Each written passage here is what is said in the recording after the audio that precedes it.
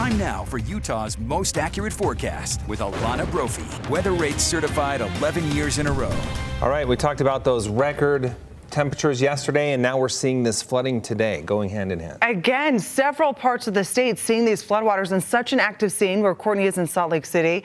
Alana, the latest that we can expect tonight and moving forward throughout the week. Accelerated melting. We're seeing it. This is high river flows, and we know any storm drain that's clogged has the likelihood of getting flooded. This was Liberty Heights this evening, and you can see the water running through Salt Lake. That flood advisory upgraded to a flood warning for Emigration Creek, and they expect the highest flows here between now and midnight, and then the waters should recede. But we know that we are in tough territory because Salt Lake and the surrounding area, that flooding is definitely a possibility as we get through the next little while. Now, we also have some flood warnings over in our neighboring state. We have this warmth, and we know that that really accelerated the melting. Now, temperatures are going to take a drastic drop as a storm system has already moved into a portion of the state, but we are going to warm back up so those flooding concerns don't go away. Now, as we take a look at that stationary boundary, you see the clouds ahead of it, but that wet weather now starting to fill in Box Elder County, and this is going to be an organized band here. You see that moisture. It's going to start to slide into Salt Lake as we get through the next couple of hours. Quiet conditions in southern Utah, but we will see wet weather filling in. In the mountains, it's all about avalanche danger because this warming, gosh, it's also prompting major closures in our canyons. You've heard about this. Look at that avalanche, the power of the snow here. UDOT putting out that video. Gosh, it tells a story. Our avalanche warning holding on until 6 a.m. tomorrow for northern Utah, and it does include the foothills in Cache Valley and Ogden Valley. The winds have been whipping and mild temperatures stuck around today, and tonight that southerly component keeping us in the high 60s, extremely mild. The daytime high this time of year is 61 in Salt Lake, and we're 7 degrees above that right now.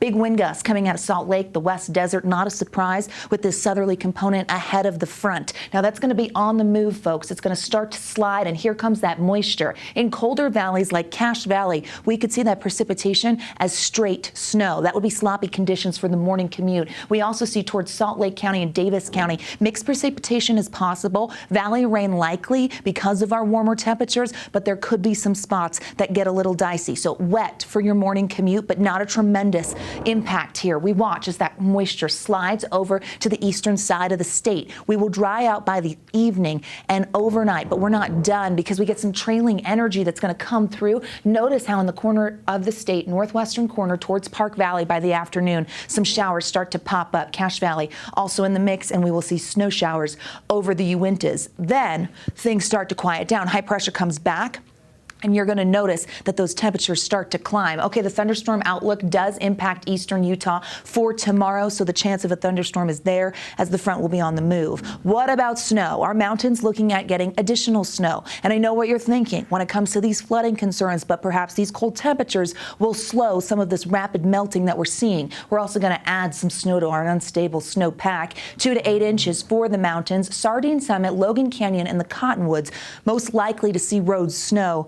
We have warm ground surface temperatures, which means nothing will likely accumulate, especially in our valleys. So just wet conditions could be out there. An unsettled Thursday into Friday morning. Now temperatures take a drastic drop. This cold front brings in northwesterly air behind it, and that's chilly. 30s, 40s, and 50s for those highs along the Wasatch Front. 72 in Moab, low 70s in St. George. So we're going to back off of that extreme warmth that we've seen, but it builds right back. Check it out. St. George, 7 days. Getting down to the 60s, climbing to the 70s, back to the 80s. The winds relax in the southern portion of the state. We're keeping an eye on the middle of next week because we have the potential for another wet weather system. Chance for tomorrow, isolated chance on Friday. Drier for your weekend with temperatures climbing. Tuesday and Wednesday, we could see some precipitation potential and those numbers in the 60s, which is actually where we should be this time of year. A lot going on in the weather world, as always. Glenn, Emily, over to you. All right, we thank you, Alana. And to put your forecast to picture, we're going to head back out to Courtney Johns, who's live in Salt Lake, where the floodwaters are rushing this in the area of 17th South and 17th East. An amazing scene there. Roads turning into rivers, volunteers showing up to help sandbag in the area. Courtney, what's the latest? It's almost an eerie quiet right now. All you can hear is that water just rushing incredibly fast right now. And that's because officials have said that they're going to take a 10-minute break right now while they reassess the situation. But I want to show you what that situation is. if you look right here, you can see just how fast that water is rushing. And this is coming from an overflow at Emigration Creek as it flows along 1700 South. You can see that they are moving sandbags to try and divert that water onto Emigration Creek. We have hundreds of volunteers out here right now, and we'll have more information on how you can help out, as well as an area where people are able to take shelter if needed. That is all on our website, abc4.com. Reporting live in Salt Lake City, Courtney Johns, ABC4 News. All right, we thank Courtney. And the mayor, Aaron Mendenhall, was saying, Salt Lake City mayor, was saying that if you do have water, to report it, call the city. This is, of course, an ongoing situation for probably a stretch of time. Yep. Okay. Scary stuff. That first video that Alana showed I shot that. That was my street. There's a storm drain. Just storm drain coming up out of the. Coming up. Are you feeling a little stressed? A little bit. Our neighbors are putting sandbags up, so I'm going to go home right after the newscast. You'll be busy working when you're done working. That's right. Yeah. Well, UVU though has a new head basketball coach. We're going to hear from Todd Phillips. Plus, what does